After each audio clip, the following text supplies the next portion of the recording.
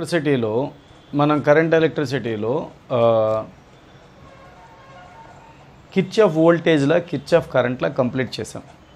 దాన్ని బేస్ చేసుకొని కొన్ని ఇంపార్టెంట్ ఉన్నాయి. ఏంటంటే Wheatstone bridge, meter bridge, potentiometer, ammeter, voltmeter, మొత్తం 5 ఎలక్ట్రికల్ ఇన్స్ట్రుమెంట్స్ ఉన్నాయి. వీటిలో వీటిస్టన్ బ్రిడ్జ్ మొదటిది ఇంపార్టెంట్.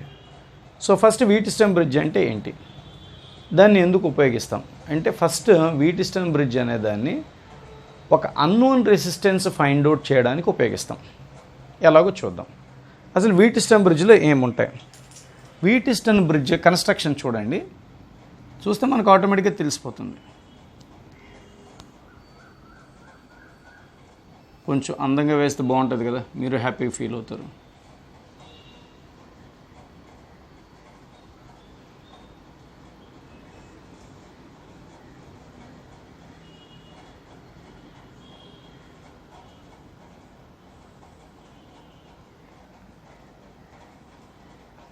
ఇలా వేద్దాంలేండి, ఏం ప్రాబ్లం లేదు.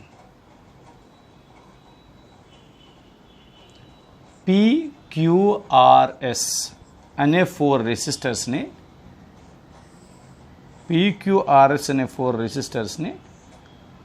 ABCD అనే కోఆర్డినేటర్లో కనెక్ట్ చేసాం, అంటే కండక్టర్స్తో కనెక్ట్ చేసాం. మీకు అర్థమవుతుందా? ఇప్పుడు ఒక ఆపోజిట్ పెయిర్ ఆఫ్ కార్నర్స్ని ఒక సెల్ తోటి కనెక్ట్ చేసాం. ఇంకో ఆపోజిట్ పెయిర్ ఆఫ్ కార్నర్ని ఒక గాల్వానోమీటర్తో కనెక్ట్ చేసాం. మీకు అర్థమవుతుందా? అక్కడ ఎన్ని ఉన్నాయి రెసిస్టర్స్? 4 రెసిస్టర్స్ ఉన్నాయి. ఏంటి అవి? PQRS. వాటిని ఎలా కనెక్ట్ చేసాం? ABCD అని కనెక్ట్ చేసాం. కనెక్ట్ చేసినప్పుడు ఒక ఆపోజిట్ పెయిర్ ఆఫ్ కార్నర్స్ని ఒక సెల్ తోటి, ఒక ఆపోజిట్ పెయిర్ ఆఫ్ కార్నర్స్ని ఒక గాల్వానోమీటర్ తోటి కనెక్ట్ చేసాం. అయితే గాల్వానోమీటర్ కూడా ఒక స్మాల్ ఎలక్ట్రికల్ డివైస్ కాబట్టి, ఇన్స్ట్రుమెంట్ కాబట్టి, దానికి కొంచెం రెసిస్టెన్స్ ఉందని మనం అనుకుంటే ఇదిగోండి దాని రెసిస్టెన్స్ G అనుకుందాం. ఓకేనా? రైట్. అంటే ఇప్పుడు మనకి 5 రెసిస్టర్స్ ఉన్నట్టు. ఓకేనా? సో అయితే ఎప్పుడైతే దీంతో సెల్లో కనెక్ట్ చేసావో I అనే కరెంట్ ఇలా వచ్చి దీంట్లోంచి I1, దీంట్లోంచి I2 వెళ్తుందని అనుకోండి. ఈ I1 అనే కరెంట్ ఇక్కడికి వచ్చి దీంట్లోంచి IG కింద, దీంట్లోంచి I3 కింద వెళ్తుంది అనుకోండి. తర్వాత IG, I2 రెండు వచ్చి కలిసి I4 కింద వెళ్తుందని మనం అనుకుందాం. ఇది కరెంట్ డిస్ట్రిబ్యూషన్. మీకు అర్థమైందా లేదా? సో మొత్తానికి I అనే కరెంట్ వచ్చి I1, I2 కింద, I1 వచ్చి I3, IG కింద డివైడ్ అయింది. సో IG, I2 రెండు వచ్చి I4 కింద వెళ్తుంది. ఇది దీంట్లో కరెంట్ డిస్ట్రిబ్యూషన్. సో ఇప్పుడు మనకి ఈ డయాగ్రామ్ చూడగానే మనకు ఒక విషయం అర్థమవుతుంది. ఏంటిది? At junction B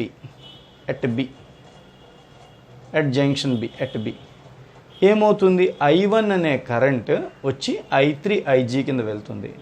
according to Kirchhoff junction law, incoming current is I1, out going current is IG and I3. కాబట్టి I1 ఈజ్ ఈక్వల్స్ టు, అంటే incoming current I1 is equals to out going current IG plus I3. అది at junction B అనమాట. అలాగే at junction D దగ్గర చూసుకున్నాం అనుకోండి, I2 current IG current వచ్చి I4 current కింద వెళ్తుంది. I2 current IG currents are incoming currents అనమాట. అవుట్ గోయింగ్ కరెంట్ ఎవరు? I4 out going current. ఓకేనా? ఇలా జరుగుతుంది. ఇది జరిగింది. ఇది కాకుండా ఇక్కడ మనం ఒక లూప్ని చూడొచ్చు. ఏంటో లూప్ అంటే, ఇది ఒక లూప్ని చూడండి. ABD అనే ఒక లూప్ని చూడండి.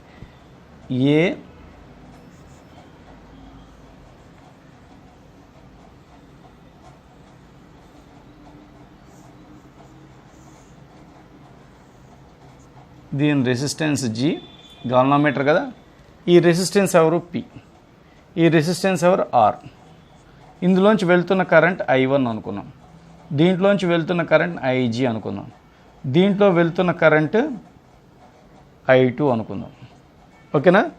మనం ఎలా తీసుకుందాం? AB రూట్ ఎలా తీసుకుందాం? ABDA. కిర్చాఫ్ వోల్టేజ్ల లూప్లో అప్లై చేయాలి అంటే ఏదో ఒక లూప్ని సెలెక్ట్ చేసుకుందాం. కరెంట్ వెళ్తున్న డైరెక్షన్లో మనం మెజర్ చేస్తే అది పొటెన్షియల్ డ్రాప్ నెగిటివ్. కరెంట్ వెళ్తున్న ఆపోజిట్ డైరెక్షన్ మెజర్ చేస్తే అది పాజిటివ్. అంటే మనం ఏబిడి అనే పాత్ సెలెక్ట్ చేసుకున్నప్పుడు ఇలా వెళ్తునేటప్పుడు ఇది రెసిస్టెన్స్ పి అనే రెసిస్టెన్స్ దగ్గర ఐ1 అనే కరెంట్ వెళ్ళడం వల్ల ఇక్కడ పొటెన్షియల్ డ్రాప్ ఎంత అవుతుంది, PI1. నువ్వు కరెంట్ వెళ్తున్న డైరెక్షన్లో సెలెక్ట్ చేసుకోవడం వల్ల దాన్ని -PI1 అంటాం. అలాగే ఇలాగ పాత్ ఏబిడిఏ సెలెక్ట్ చేసుకున్నావు. నువ్వు సెలెక్ట్ చేసుకున్న పాత్ ఎలాంటి పాత్, కరెంట్ వెళ్తున్న డైరెక్షన్ కాబట్టి ఈ రెసిస్టెన్స్ దగ్గర ఈ కరెంట్ వెళ్ళడం వల్ల పొటెన్షియల్ డ్రాప్ -GIG. అంటే కరెంట్ వెళ్ళే డైరెక్షన్లో నీ పాత్ సెలెక్ట్ చేసుకోవడం వల్ల -G. కానీ ఇలాగ వెళ్ళేటప్పుడు ఏమవుతుంది, ఏబిడిఏ పాత్ కదా, ఇది క్లోజ్డ్ పాత్ కదా, అది ఈ వస్తున్న కరెంట్కి ఆపోజిట్ డైరెక్షన్లో ఉంది కాబట్టి కరెంట్కి ఆపోజిట్ డైరెక్షన్లో సెలెక్ట్ చేసుకుంటే RI2 = 0. ఏబిడిఏ పాత్రలు ఉండే పొటెన్షియల్ డ్రాప్స్ ఇదొకటి, ఇదొకటి, ఇదొకటి. కరెంట్ డైరెక్షన్లో అంటే నీ పాత్ కరెంట్ డైరెక్షన్ సేమ్ ఉండడం వల్ల -PI1 -GIG, కరెంట్కి ఆపోజిట్ డైరెక్షన్లో ఉండడం వల్ల +RI2 సెలెక్ట్ చేసుకున్నాం. ఓకేనా. సో అలాగే ఇంకొక లూప్ ఉంది, మనం చూడండి జాగ్రత్తగా. ఇంకో లూప్ ఉంది, ఏంటది చూడండి. ఇంకో లూప్ ఇటువైపు ఒక లూప్ ఉంది, ఏంటది BCDB అనే ఒక లూప్ని చూడండి. BCDB అనే ఒక లూప్ని చూడండి. చూస్తే జాగ్రత్తగా డ్రా చేయండి. G అనే రెసిస్టెన్స్, Q అనే రెసిస్టెన్స్, ఓకేనా, S అనే రెసిస్టెన్స్, ఓకేనా, Q అనే రెసిస్టెన్స్, G అనే రెసిస్టెన్స్. దీంట్లో వెళ్తున్న కరెంట్ IG, దీంట్లో వెళ్తున్న కరెంట్ I3, దీంట్లో వెళ్తున్న కరెంట్ I4 అని ఇందులో మెన్షన్ చేసాం. దాంట్లో ఎలాగైతే మెన్షన్ చేసాం మనం అలాగే తీసుకోవాలి. కాబట్టి ఇప్పుడు BCDB అని సెలెక్ట్ చేసుకుంటే అంటే BCDB నీవు చేసుకున్న క్లోజ్డ్ లూప్ ఎలా ఉంది, ఇక్కడ ఒక రెసిస్టర్ ఉంది, ఇక్కడ ఒక రెసిస్టర్ ఉంది, ఇక్కడ ఒక రెసిస్టర్ ఉంది. అంటే ఇక్కడ ఒక పొటెన్షియల్ డ్రాప్, ఇక్కడ ఒక పొటెన్షియల్ డ్రాప్, ఇక్కడ ఒక పొటెన్షియల్ డ్రాప్ ఉంది. అయితే ఈ పొటెన్షియల్ డ్రాప్ ఎలా ఉంది, నువ్వు వెళ్తున్న పాత్ ఇది, కరెంట్ డైరెక్షన్లో నువ్వు వెళ్తున్న పాత్లో కరెంట్ డైరెక్షన్ ఉండడం వల్ల పొటెన్షియల్ డ్రాప్ని -QI3 తీసుకోవాలి. ఇలా వెళ్తునేటప్పుడు నువ్వు వెళ్తున్న పాత్ వస్తున్న కరెంట్కి ఆపోజిట్ డైరెక్షన్ ఉంది కాబట్టి ఇక్కడ పొటెన్షియల్ డ్రాప్కి +SI4 అని తీసుకోవాలి.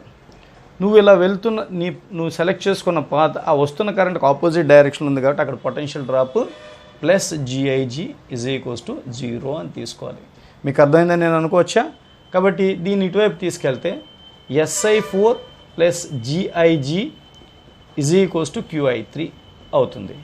మన కన్వీనియన్స్ కోసం దాన్ని QI3 = SI4 + GIG అని రాసుకుంటాం. మన కన్వీనియన్స్ కోసం, ఓన్లీ మన కన్వీనియన్స్ కోసం, ఓకేనా.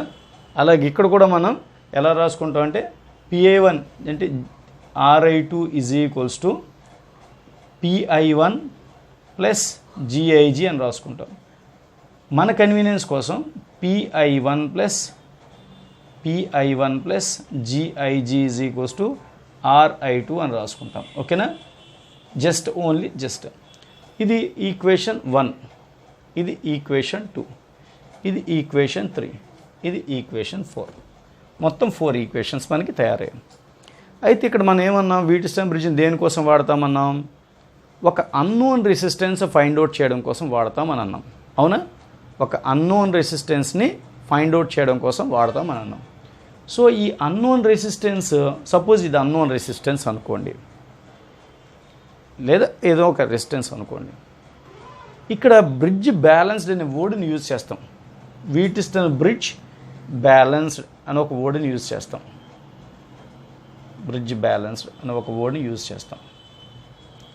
ఏంటి బ్రిడ్జ్ బ్యాలెన్స్డ్ అంటే, ఈ రెండు ఫిక్స్డ్ ఉంచి ఈ రెండింటిని మారుస్తుంటే ఈ రెసిస్టెన్స్ మారితే ఇక్కడ పొటెన్షియల్ డ్రాప్ మారుతుంది, ఈ రెసిస్టెన్స్ మారితే ఇక్కడ పొటెన్షియల్ మారుతుంది. పొటెన్షియల్ డ్రాప్ అది పొటెన్షియల్.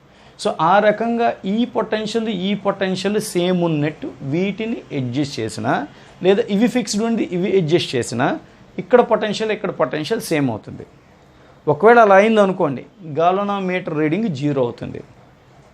పోనీ అదంతా వద్దు, నువ్వు ఇవి చేంజ్ చేస్తూ ఉన్నావు, లేదా ఇవి ఫిక్స్డ్ ఉంచి చేంజ్ చేస్తూ ఉన్నావు. ఒక ఫైన్ మూమెంట్ ఏమవుతుంది, గాల్వనోమీటర్ రీడింగ్ 0 అవుతుంది. గాల్వనోమీటర్ రీడింగ్ 0 అవుతుంది. ఓకేనా, దాన్ని బ్రిడ్జ్ బ్యాలెన్స్డ్ అంటాం.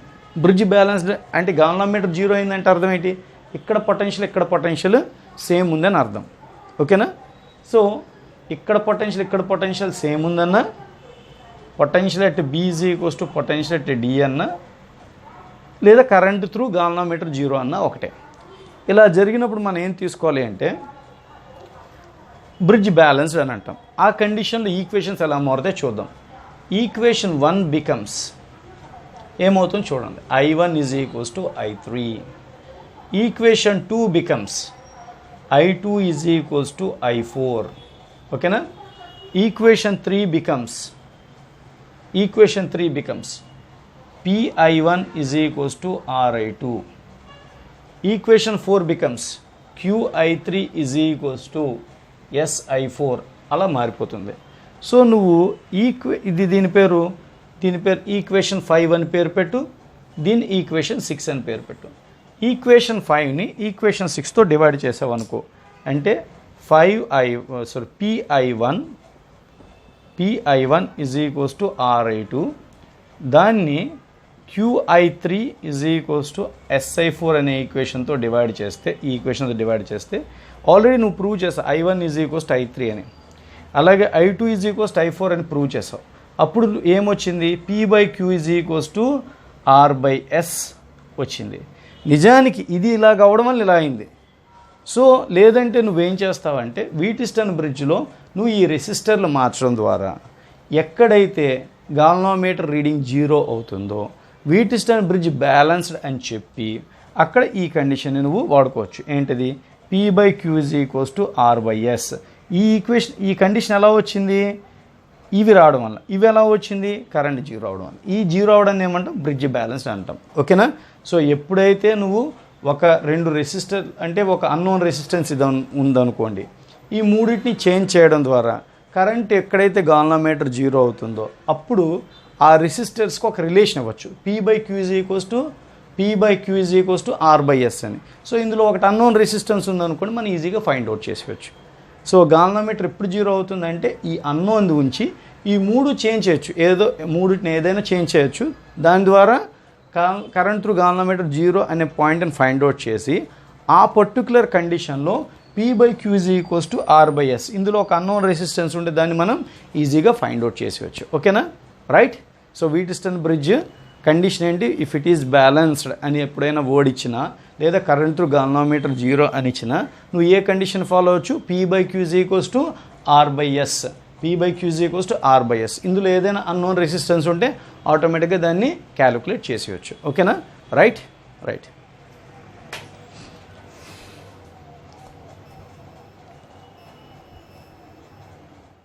ఒక స్టాండర్డ్ స్ట్రక్చర్ ఏంటో చూద్దాం. ఇది ఒక స్టాండర్డ్ స్ట్రక్చర్, ఇది వీటిస్టన్ బ్రిడ్జ్. అది వీటిస్టన్ బ్రిడ్జా, ఎవరండి వీటిస్టన్ బ్రిడ్జ్ అన్నారు? ఇది వీటిస్టన్ బ్రిడ్జ్ ఎలాగవుతుంది, వీటిస్టన్ బ్రిడ్జ్ ఎలా ఉంటుందండి, ఇలా భూతంలో ఉంటుందా? అదేం కాదు. సో జనరల్గా మనకి తెలిసిన కన్వెన్షన్ వీటిస్టన్ బ్రిడ్జ్ స్ట్రక్చర్ ఏంటి, ఇలా ఉండి ఒక రెసిస్టెన్స్ ఇలా ఉండి, అవునా, ఇలాగొకటి ఉండదు. ఈ ఆపోజిట్ కార్నర్ సెల్కి ఈ ఆపోజిట్ కార్నర్ గాల్వనోమీటర్కి కనెక్ట్ చేస్తాం, అది వీటిస్టన్ బ్రిడ్జ్. కానీ మీరు అది అలా లేదు కదా, మరి అది ఇలా వీటిస్టన్. కానీ ఒక పాయింట్ ఒకటి చెప్తున్నా, PQRS అనే 4 రెసిస్టెన్స్తో పాటు ఒక గాల్వనోమీటర్ అనే 5 రెసిస్టర్స్ ఉండడం అనేది మనం వీటిస్టన్ బ్రిడ్జ్లో గమనించవచ్చు. సో కాబట్టి PQRSతో పాటు ఒక గాల్వనోమీటర్ అనే రెసిస్టెన్స్, మొత్తానికి 5 రెసిస్టర్స్ ఉంటాయి. ఒక ఆపోజిట్ కార్నర్ ఇలా కనెక్ట్ అయి ఉంటుంది. అదే కదా మన స్ట్రక్చర్. ఇలా అంటే ఇక్కడ వరకే చూసామనుకోండి, ఒక ఆపోజిట్ పెయిర్ ఇలాగా అంటే చూడండి ఇలా, దీన్ని వీటిస్టన్ బ్రిడ్జ్ కింద అనుకున్నాం అనుకోండి. ఈ స్ట్రక్చర్లోకి ఇది వస్తుందో రాదో చూద్దాం. ఓకేనా, ఇది ఏ అన్నాడంటే ఇది ఏ కదా, అంతే కదా, ఇది ఏ కదా, ఇది ఏ అన్నాడంటే ఇది ఏ, ఇది బి అన్నాడంటే ఇది బి. ఓకేనా, సో ఆ రకంగా ఈ ఏబీని మనం దీన్ని ఏ కింద దీన్ని బి కింద అనుకున్నాం అనుకోండి. జస్ట్ ఈ లూప్ అలా వేయండి. అంటే ఏంటి సార్ అలాగే వేయడం ఏంటి అంటే నేను డ్రా చేసి చూపిస్తాను చూడండి. CBD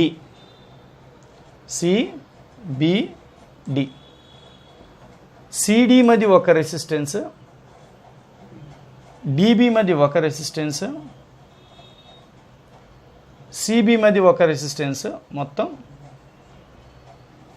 రెసిస్టర్స్ ఉన్నాయి. ఇది కాకుండా ఈ 2 రెసిస్టర్స్ ఉన్నాయి. ఎలాగా? ఇలాగా. ఇది ఒక రెసిస్టర్ ఉంది ఇలాగా. ఇది ఏ. ఇప్పుడు చూడండి ఇందాక స్ట్రక్చర్లోకి వచ్చిందో రాలేదో, 4 రెసిస్టర్స్ ఇలా ఉన్నాయి. ఒక ఆపోజిట్ పెయిర్ ఒక రెసిస్టర్తో కనెక్ట్ అయింది. అలా 5 రెసిస్టర్స్ ఒక పర్టికులర్ అరేంజ్మెంట్లో ఉన్నాయి. సో ఇది కన్వెన్షనల్ వీటిస్టన్ బ్రిడ్జ్ స్ట్రక్చర్లోకి వచ్చింది. ఇందులో P/Q = R/S సాటిస్ఫై అయింది కదా. అప్పుడు కరెంట్ త్రూ గాల్వానోమీటర్ 0 అంటే ఈ రెసిస్టర్ ద్వారా కరెంట్ 0. కరెంట్ 0 అంటే అర్థం ఏంటి? అప్పుడు దీన్ని మనం ఎలిమినేట్ చేయొచ్చు. కరెంట్ వెళ్ళినప్పుడు ఆ రెసిస్టర్ ఉండి కూడా మనకు ఉపయోగం లేదు కదా సర్క్యూట్లో. ఆ రకంగా దీన్ని మనం ఎలిమినేట్ చేస్తాం. ఓకేనా? సో తర్వాత ఏమవుతుంది? ఇది ఎప్పుడైతే ఎలిమినేట్ అయిపోయిందో మనకి చూడండి స్ట్రక్చర్ ఎలాగొచ్చిందో.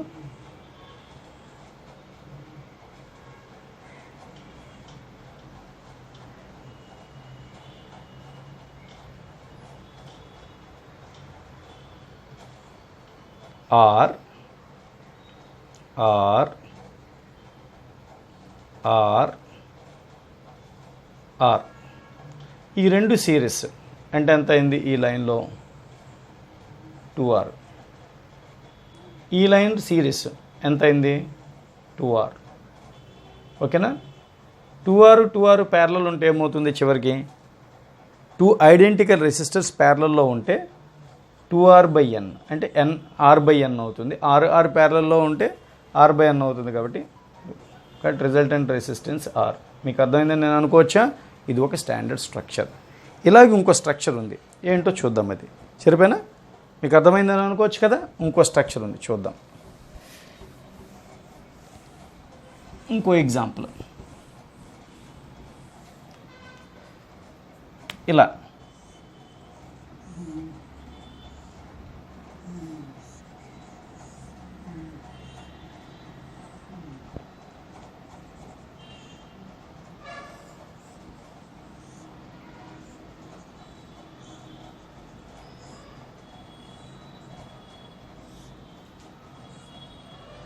R R R R R R R R. So Wheatstone bridge అంటే 5 ఉండాలి కదా. మరి వీటిస్టన్ బ్రిడ్జ్కి ఎందుకు ఎగ్జాంపుల్ అవుతుంది? మరి 5 లేవు కదా, చాలా ఎక్కువ ఉన్నాయి కదా. ఇది వీటిస్టన్ బ్రిడ్జ్ అవ్వదు కదా. కాదు. ఈ 5ని చూడండి, అంటే ఇక్కడి వరకే చూడండి. అప్పుడు P/Q = R/S అవుతుంది. చూడండి అపోజిట్ పెయిర్ కనెక్ట్ అయ్యి ఉంది. సో ఇక్కడ P/Q R/S అయింది. అప్పుడు ఇది ఎలిమినేట్ అయిపోతుంది. ఇప్పుడు ఈ 5 చూడండి, P/Q = R/S అయింది. ఒక ఆపోజిట్ పేరు ఇలా కనెక్ట్ అయ్యింది. దీన్ని ఎలిమినేట్ చేసాం. చేసినప్పుడు సర్క్యూట్ ఎలా మారిపోయింది? RR. ఓకేనా? RR. ఇక్కడ ఒక RR. ఓకేనా? కిందన ఒక RR.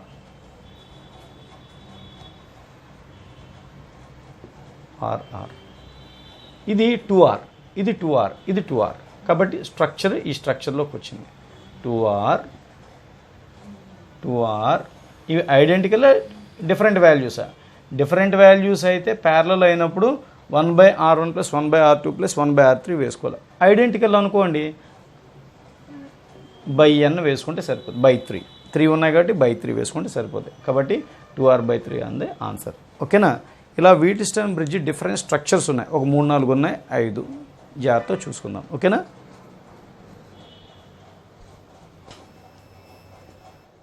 వీటిస్టన్ బ్రిడ్జ్. ఇక్కడ ఇంకోటి వీటిస్టన్ బ్రిడ్జ్కి ఎగ్జాంపుల్ ఉంది. చూడండి ఇక్కడ 2 ఎగ్జాంపుల్స్ ఉన్నాయి.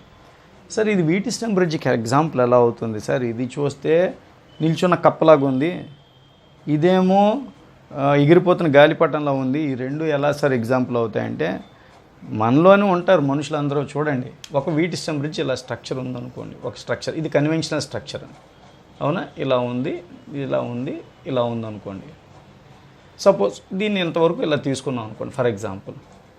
మనలో అంటే దీన్ని ఇలా చెప్పుకోవచ్చు కదా, 5 రెసిస్టర్స్ ఇలా ఉన్నాయని.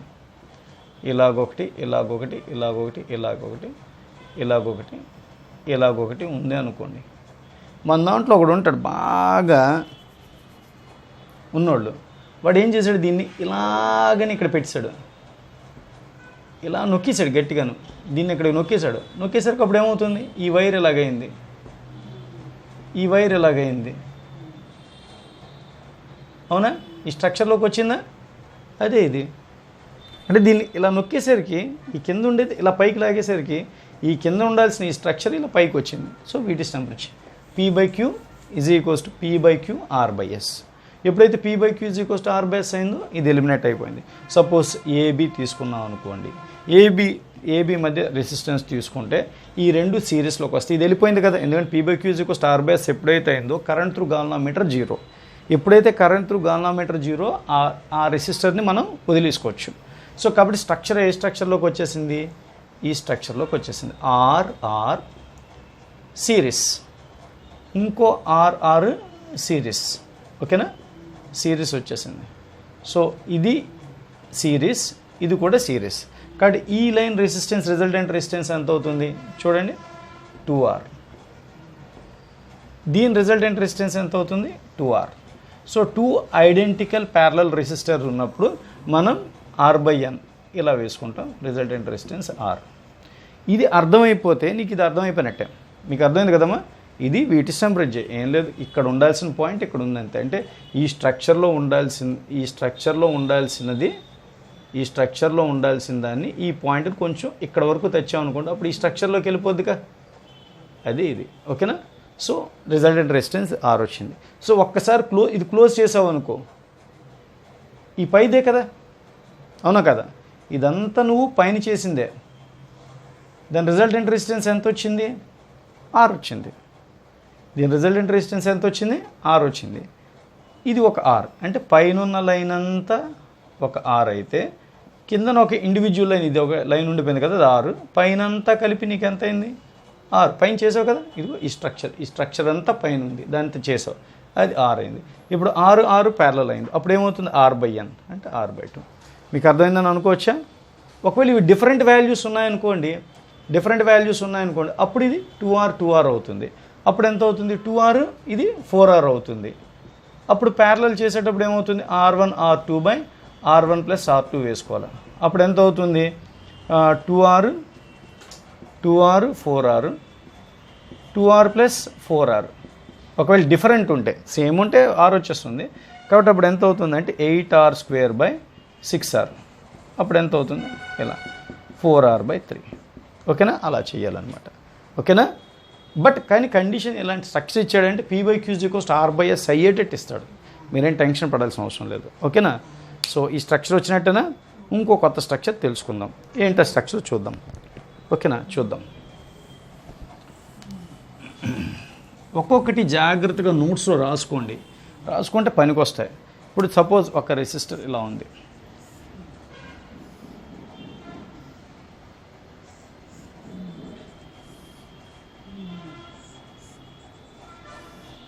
ఇలాగా 5 రెసిస్టర్స్ ఉన్నాయి, ఓకేనా. వీటికి ABCD అని పేరు పెట్టండి. వీటి రిజల్టెంట్ రెసిస్టెన్స్ ఎంత అని అడిగాడు. ఇది కూడా వీటిస్టమ్ బ్రిడ్జ్ స్ట్రక్చరే.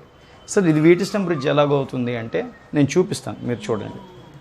సో ఇక్కడ AD అని ఫస్ట్ లాస్ట్ పెట్టండి, AD అన్నది ఫస్ట్ లాస్ట్ పెట్టండి. BC అన్నది ఇలా రాయండి, దాన్ని కంపేర్ చేసి చూపిస్తే మీకు అర్థమవుతుంది. వీటికి పేర్లు ఇవ్వండి, 1 2 3 4 5 అలాగే ఇవ్వండి. ఇప్పుడు ఏకి బికి కనెక్ట్ చేసిన దాని పేరు 2,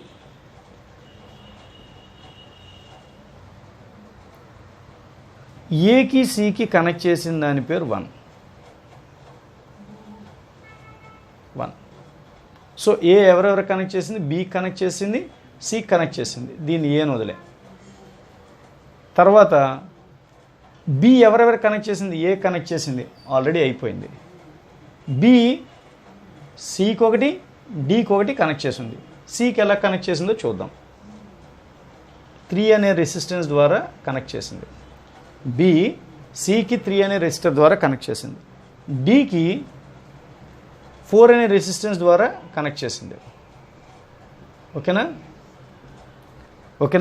సో బి ఏకి అయిపోయింది, సికి అయిపోయింది, డీకి అయిపోయింది. చూసారా, బి ఏకి అయిపోయింది, సికి అయిపోయింది, డీకి అయిపోయింది. సో బి అయిపోయింది. ఇంకా తర్వాత సికి రా. సి ఎవరెవరు కనెక్ట్ అయింది? ఏకి అయిపోయింది. సి బి కనెక్ట్ అయింది, అయిపోయింది. సి డి కనెక్ట్ అయింది త్రూ రెసిస్టర్ 5 ద్వారా. ఓకేనా, ఇది వీటిస్టమ్ బ్రిడ్జ్ స్ట్రక్చర్లోకి వచ్చిందా? Starting A, ending D. So ఇప్పుడు అక్కడ ఏ రెసిస్టర్లు ఉన్నాయో అవి సబ్స్టిట్యూట్ చేసుకో.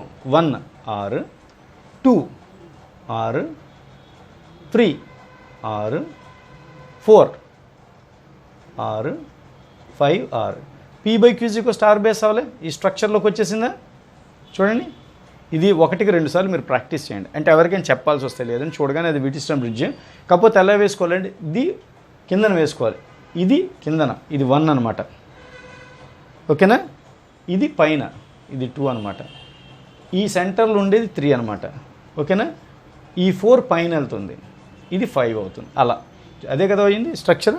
సో అవి వాల్యూస్ వేసుకున్నారు అనుకోండి, మనం ఇందాక అక్కడ వేసాం కదా, ఇవి తీసేస్తే మనం వాటి వాల్యూస్ అలా మనం ఫిల్ చేస్తామంటే P/Q R R R R R అయింది. P/Q స్టార్ బేస్, ఇది ఎగిరిపోయింది. కాబట్టి పైన 2 2R, కింద 2 2R. 2R ప్యారలల్ ఉంటే ఏమవుతుందండి?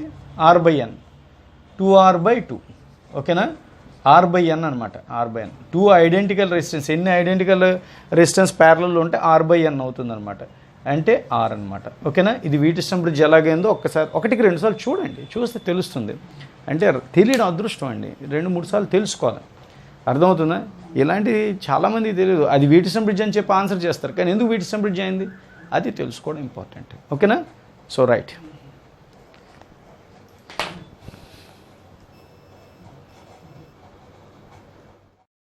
ఏంటో చూద్దాం.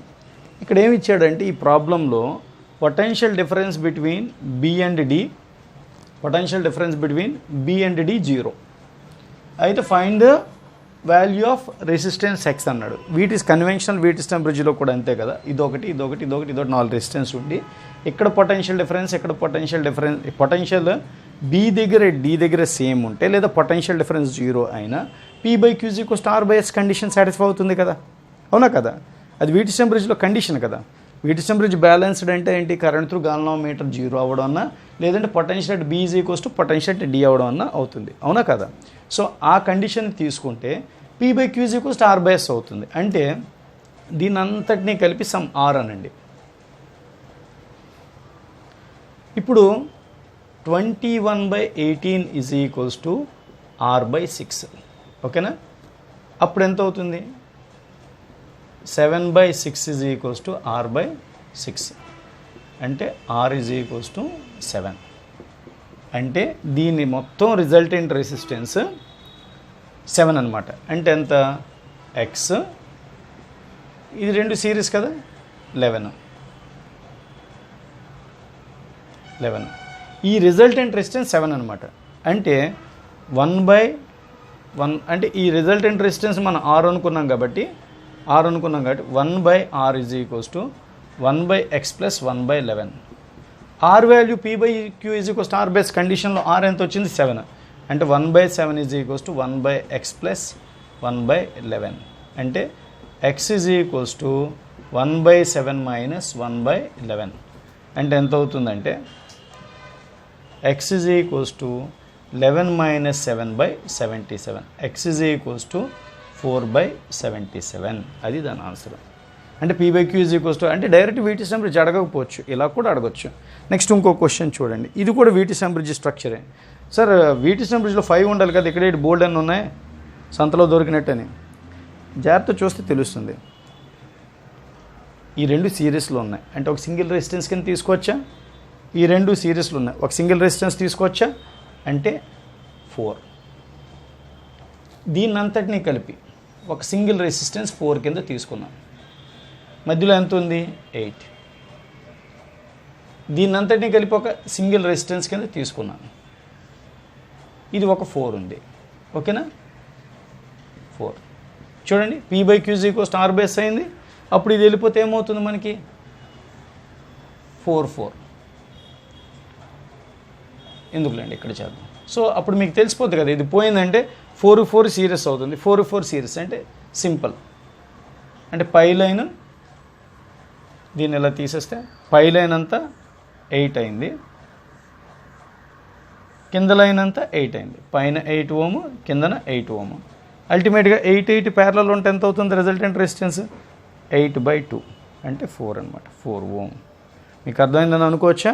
ఆ రకంగా మనం చేసుకోవాలన్నమాట. ఓకేనా? సో ఇలా వీటిస్టన్ బ్రిడ్జ్లో బోల్డ్ అండ్ ప్రాబ్లమ్స్ ఉంటాయి. ఇది ఒక important model, very very important. అంటే అందరికీ, అంటే నీట్ వాళ్ళకి, మెయిన్స్ వాళ్ళకి అందరికీ ఇది ఇంపార్టెంట్ మోడల్. ఓకేనా? జాగ్రత్త కొంచెం చూడండి, బాగా ఇంట్రెస్టింగ్ ఉంటుంది. 4 resistors ABCD, 4 resistor ABCD form a Wheatstone bridge. Wheatstone bridge అంటే మనం మీకు ఇక్కడ G వేయలేదు, ఇక్కడ ఎందుకు పెట్టలేదని, cool. The bridge is balanced అన్నాడు కాబట్టి ఇది వేయని అవసరం లేదు కదా. ఇప్పుడు bridge is balanced and C is equals to 100. Bridge is balance, C is equals to 100 అంటే అర్థం ఏంటి? A/B is equals to 100/D అంతేనా? అలా వేసుకోవచ్చు కదా, బ్రిడ్జ్ ఈజ్ బ్యాలెన్స్డ్ అన్నాడు. నెక్స్ట్ ఏమన్నాడు? If A and B are interchanged అంటే దీన్ని మనం చేంజ్ చేసాం, రైట్? చేంజ్ చేసినప్పుడు bridge is balance for C is equals to 121. ఓకేనా? అప్పుడు B/A is equals to 121/D అని రాసుకోవచ్చా? Then what is the value of D అన్నాడు. దీన్ని మల్టిప్లై చేద్దాం, ఏమవుతుందో చూద్దాం తమాషగా. ఓకేనా? అంటే A/B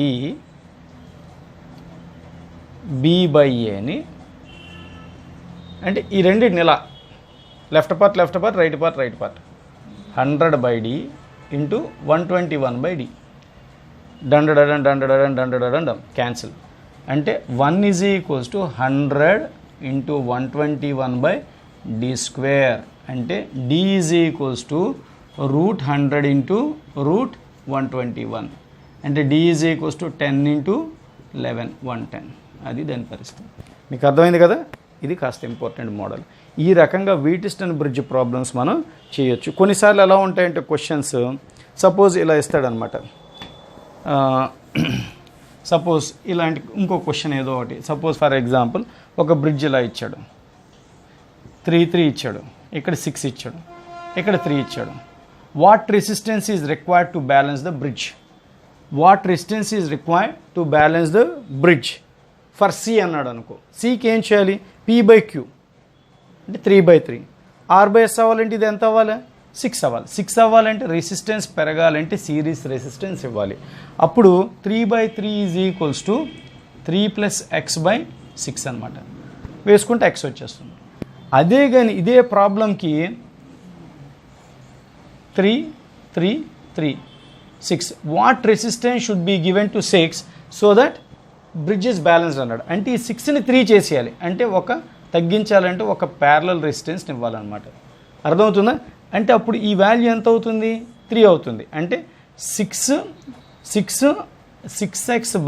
చూడండి, నేను ఇక్కడ క్లియర్గా చెప్తున్నా, ఇది తగ్గించాలి అంటే ప్యారలల్ రెసిస్టెన్స్ ఇవ్వాలి, దీన్ని పెంచాలంటే సిరీస్ రెసిస్టెన్స్ ఇవ్వాలి, దీన్ని తగ్గించాలంటే ప్యారలల్ రెసిస్టెన్స్ ఇవ్వాలి. అంటే 6x/6 + x is equals to అక్కడ ఎంత అవ్వాలి?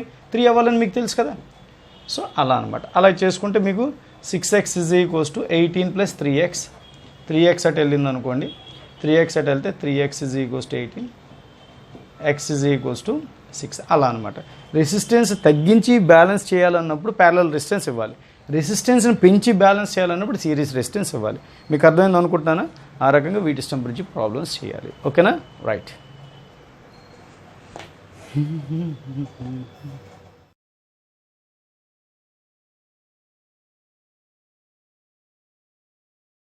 ప్రాబ్లంలో, వీటిస్టన్ బ్రిడ్జ్ ప్రాబ్లంలో ఇది ఒక మంచి ప్రాబ్లం, ఒక అన్బ్యాలెన్స్డ్ వీటిస్టన్ బ్రిడ్జ్. ఎలా అంటే P/Q is equals to R/S అవ్వలేదు. ఇలాంటి ప్రాబ్లం జాగ్రత్తగా చేయాలి. అర్థమవుతుందా? P/Q is equals to R/S అవ్వలేదు, రివర్స్ ఉంది. అలాగని మొత్తం అన్ని రివర్స్ ఉన్నాయి కూడా కొంచెం సిమిలారిటీ ఉంటుంది, కానీ ఇది బ్యాలెన్స్ వీటిస్టన్ బ్రిడ్జ్ కాదు. కాబట్టి ఇప్పుడు ఏమవుతుందంటే ఇందులోంచి కూడా కరెంట్ వెళ్తుంది. సో జాగ్రత్తగా చూడండి. ఇప్పుడు మన దగ్గర I అనే కరెంట్ వచ్చింది అనుకోండి, I1 అనే కరెంట్ ఇందులోంచి వెళ్తే ఇందులోంచి వెళ్ళే కరెంట్ I - I1. ఓకేనా? రెసిస్టర్స్ రివర్స్ అయ్యాయి కాబట్టి ఈ కరెంట్స్ కూడా రివర్స్ అవుతున్నట్టు మనం తీసుకోవాలి. సో దీంట్లోంచి వెళ్తున్న కరెంట్ I-I1, దీంట్లోంచి వెళ్తున్న కరెంట్ I1 అనుకోవాలి. అంటే కరెంట్స్ చూడండి, ఈ కరెంట్ ఇందులోంచి వెళ్తున్న కరెంట్, ఇందులో కరెంట్, అంటే రెసిస్టర్స్ రివర్స్ అయ్యాయి కాబట్టి ఈ కరెంట్స్ కూడా రివర్స్ అయినట్టు తీసుకో. అంటే 5 నుంచి ఇక్కడ ఎంత వెళ్తుంది, ఇక్కడ ఎంత తీసుకున్నా, 10లోంచి ఇందులో ఎంత వెళ్తుంది. సో అయితే ఇందులోంచి ఇది బ్యాలెన్స్డ్ కాదు కాబట్టి సమ్ ఎక్స్ అనే కరెంట్ వెళ్తుంది అనుకోండి. సో I1 అనే కరెంట్ అట్ బి దగ్గర ఏమవుతుంది? మన క్వశ్చన్ ఏంటంటే find the resultant resistance between A B. అదే కానీ బ్యాలెన్స్డ్ అయితే ఇది ఎలిమినేట్ చేసి మనం కట్టేస్తాం. కానీ అన్బ్యాలెన్స్డ్ P/Q స్టార్ బేస్ అవ్వలేదు. అట్ బి మనం ఏం తీసుకోవాలి? I1 అనే కరెంట్ మన దగ్గరికి వచ్చింది బి దగ్గరికి. ఎక్స్ అనే కరెంట్ అలాగా I-I1 అనే కరెంట్లా వెళ్తుంది. వెళ్తే I1 = x + I-I1 అని తీసుకోండి. అప్పుడు x ఈ 2I1 - I = x. దీన్ని పక్కన పెట్టండి. ఇప్పుడు మనం ఏం చేయాలి తెలుసా? ఒక పాత్ని సెలెక్ట్ చేసుకోండి. అంటే potential difference between VA - VF = VA - VB plus VB - VC plus VC - VF అని తీసుకోవాలి. అంటే ఏంటంటే నేను ఇక్కడి నుంచి ఇక్కడికి ఉండే పొటెన్షియల్ డిఫరెన్స్ని potential difference AB, potential difference BC, potential difference between CF అని తీసుకున్నాను. అయితే CF మధ్య సెల్ లేదు, ఏ రెసిస్టర్ లేదు కాబట్టి పొటెన్షియల్ డిఫరెన్స్ ఎగ్జిస్ట్ అయ్యే అవకాశం లేదు. సో అయితే ఇప్పుడు ఇక్కడ పొటెన్షియల్ డిఫరెన్స్ ఎంత ఉంది? 10I1. ఇక్కడ పొటెన్షియల్ డిఫరెన్స్ ఎంత ఉంది? 5I - I1. So potential difference minus VA - VF = అర్థమవుతుందా? ఎంత అయింది? 10I1 plus 5I minus 5I1 అంటే ఎంత అయింది? 5I1 ప్లస్ 5I అయ్యింది. అంటే VA - VF = ఇలా వచ్చిందనమాట. ఓకేనా? ఇది ఏ పాత్? ఇది ABCF తీసుకుంటే అలాగే ఇంకో పాత్ నేను సెలెక్ట్ చేసుకోవచ్చు కదా. అది ఏ పాతో చూద్దాం. ఇంకో పాత్ నేను సెలెక్ట్ చేసుకుంటున్నా. ఏంటిది? ABEF అని సెలెక్ట్ చేసుకుంటున్నా. అంటే potential difference minus VA - VF = VA - VB plus అంటే VA ఇదనమాట. VA - VB plus VB - VE అంటే ఇదనమాట. తర్వాత VE - VF అలా తీసుకున్నాం. అయితే ఇందులో ప్రతి చోట పొటెన్షియల్ డ్రాప్ అన్నది జరుగుతుంది కాబట్టి ఫస్ట్ది ఎంత అయింది? VA - VF ఎంత అయింది చూడండి? 10I1. ఇందాట్లాగే 10I1 ప్లస్ ఇక్కడ 5x ప్లస్ 10I1. కానీ ఇక్కడ ప్రాబ్లం ఉంది. ఎక్స్ వాల్యూ అంటే ఎంతది? 2I - I. అంటే VA - VF = 10I1 plus 5 2I1 - I plus 10I1. కాబట్టి ఎంత అవుతుంది? VA - VF = 10I1 ప్లస్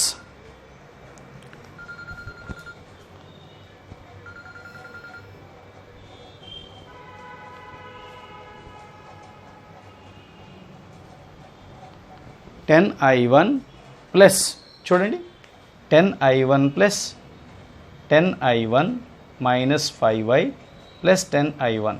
ఓకేనా? కనబడుతుందిగా 10I1 మైనస్ 5I. కాబట్టి VA - VF ఎంత అయింది చూడండి?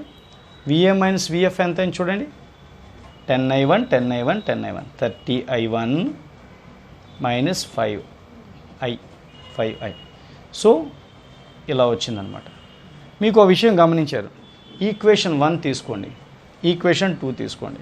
మీరు అబ్జర్వ్ చేస్తే ఒక విషయం, లెఫ్ట్ సైడ్ రెండు సేమ్ కాబట్టి రైట్ సైడ్ కూడా సేమ్ కదా. లెఫ్ట్ సైడ్ రెండు సేమ్ అయినప్పుడు రైట్ సైడ్ సేమ్ అంటే అర్థం ఏంటి? 5I1 ప్లస్ 5I అంటే ఈక్వేషన్ = 30i1 మైనస్ 5i. ఇదటు తీసుకున్నాం అనుకోండి, 5i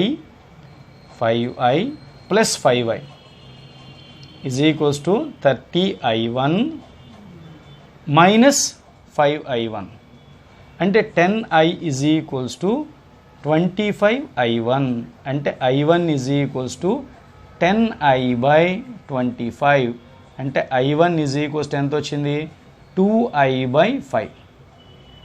ఓకేనా, 2i/5. సో మన ఫస్ట్ బిగినింగ్ ఇక్కడికి వచ్చాం అనుకోండి, total potential difference VA minus VF అంటే టోటల్ పొటెన్షియల్ డిఫరెన్స్, అది ఎంత, దాన్ని V అందాం. 5i1 వాల్యూ ఎంత వచ్చింది, 2i/5 ప్లస్ 5i. ఓకేనా, సో 5 పోతే V is equals to 2i plus 5i అంటే 7i. ఇది టోటల్ పొటెన్షియల్ డిఫరెన్స్, ఇది total current. So total potential difference by total current ఏమవుతుందండి, టోటల్ రెసిస్టెన్స్ అవుతుంది. So total resistance is equals to 7 అనమాట. అర్థమవుతుందా, total resistance ఎంత అవుతుంది, 7. జాగ్రత్తగా 1కి 2 సార్లు చేయండి. P/Q is equals to R/S ఉన్న ప్రాబ్లం ఎవరైనా చేస్తారు. అలా P/Q is equals to R/S లాగా లేనిది చేయగలిగితేనే దట్ ఈజ్ యువర్స్. అర్థమవుతుందా, ఎప్పుడు టైగర్ ఎలా ఉంటుంది, మంచి అలా